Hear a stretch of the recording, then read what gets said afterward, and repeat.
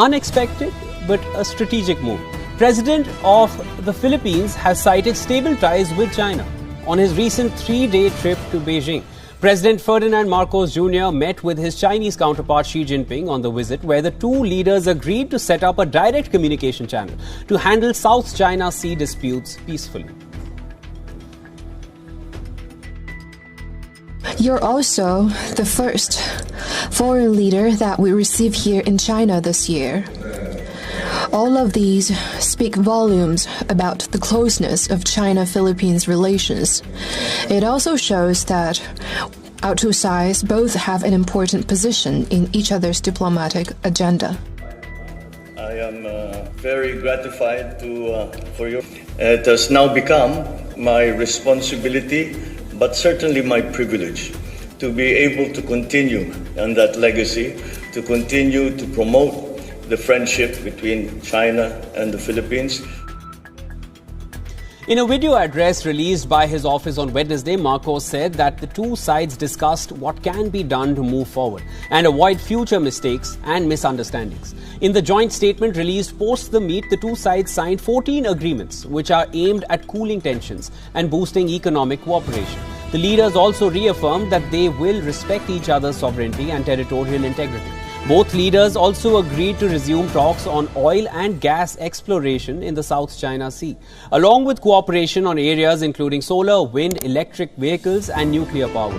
The Philippines has previously raised concerns over reported Chinese construction activities and the quote-unquote swarming of Beijing's vessels in disputed waters of the South China Sea. Now, on the economic cooperation front, China agreed to let in more Philippine imports as it aims for bilateral trade to revert to pre-pandemic volume. The talks come as both China and the Philippines aim to mend ties which were adversely impacted after Manila sought an arbitral ruling against Beijing in 2016. The ruling sought to invalidate China's expansive claims in the strategically important region.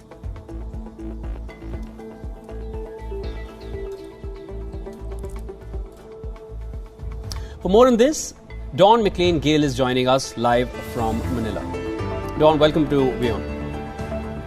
Thank you, Shivan. It's a pleasure to be here. Dawn, I need to start off right away. Is it now going to be called West Philippine Sea after the meeting? Or are we sticking to South China Sea? Well, we have to understand that for the purpose of this particular visit, the main purpose reflects, of course, the understanding of realpolitik is that we cannot change and choose our neighbors, but we have to coexist despite the tumultuous nature of the region. So the main purpose of this visit was not to find an overnight solution, but to maintain bilateral relations and communicate to avoid miscalculations that may really escalate the already volatile regional security architecture of Southeast Asia. So the call to set up the lines of communication, the direct lines for conflict mitigation in the West Philippine Sea is of great importance for that particular objective. But we have to understand, despite the rosy picture that has been shown, there is a great inconsistency between what China says at the political level and what it does on the ground. Dawn, now China has also said that it is ready to resume oil and gas talks with the Philippines. How do you feel this will impact Philippines' relationship with the US? Things had just started to look better with Marcos taking the office. Well, we have to understand that, first of all, China has been seeking to alter the status quo of the West Philippine Sea to its favor. Recent trends include reports of reclamation activities and other forms of gray zone tactics. And this comes at the expense of Philippine sovereignty and sovereign rights. But of course, being a sovereign state with legitimate interests, the Philippines rejects such posturing from China, as we can see from the diplomatic notes and statements. And it is in fact in the best interest of the Philippines to create a conducive external environment in the region for security and development. Now, factoring in the U.S., as you have rightfully mentioned, Philippine President Ferdinand Marcos Jr. has specifically underscored the significance of the U.S. alliance, U.S.-Philippine alliance to Philippine foreign security and development. However, but we have to understand what I call proactive autonomy is that Manila tends to focus on the point that this particular alliance will not be the sole sole determinant of its external relations. So thus it will also be in the interest of the Philippines to forge close relations with China and to diversify strategic partnerships such as with India as well. So this is what we can see as a particular pattern in Philippine foreign policy under President Marcos Jr. Do you think Philippines can carry out a balancing act between the US and China? Well, you are absolutely right. This is kind of problematic, of course, given the current situation in the region. As China continues to rise, its rise has been coupled with assertive maneuvers as well. However, at the other end of the bargain, we see the United States seeking to maintain its position as well. Now, the Philippines, as a middle power, continues to project a certain level of autonomy from both sides as it seeks to manage relations with both sides. However, because it is not in the interest of Manila to fall deeper into the brewing power competition between the U.S. and China. As you're aware, there was a close encounter between the U.S. and Chinese jets in the South China Sea.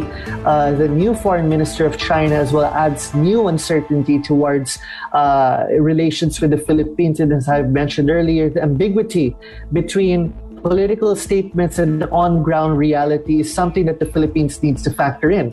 But overall, the Philippines will maintain its alliance with the United States. Will seek to strengthen it for the Philippine position, its territorial defense and robust diplomatic networks. But at the same time, it would have to proactively engage with its most powerful immediate neighbor, which is China.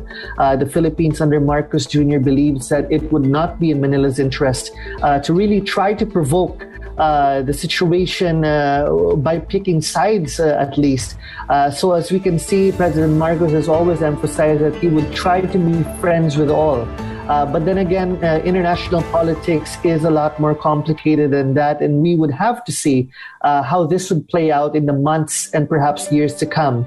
But if I may shortly add, given, of course, China's track record of interstate engagements, we would have to verify, of course, and not just believe these political statements from Beijing. Thanks so much, Ron. Now, Philippines has already imported the BrahMos missiles from India to guard their coast, and that is essentially against China. But if they're able to carry out a balancing act between US and China, I think they are going to set a new standard of diplomacy. Thank you so much for all those updates, and we'll be in touch for more. Thank you so much.